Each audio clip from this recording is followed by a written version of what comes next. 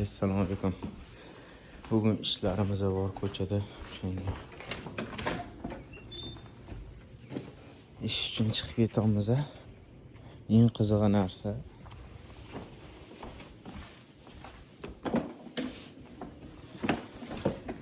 agar chaqaloqingiz bo'lsa, bunaqa narsangiz endi mashinaga o'rnatib qo'ymasangiz va bola shuni ichida bo'lmasa, keyin avariyaga tushib qolsangiz, Amerikada sizni ota-onalar huquqidan ajratib qo'yishi mumkin ekan.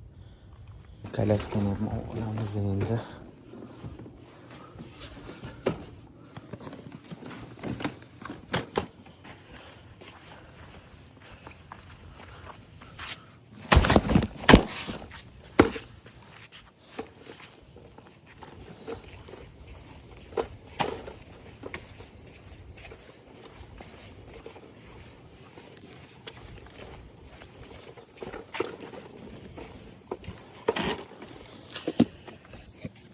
Dokumentlar, plan daftarchasi. Shu bilan yig'ib qo'yishimiz.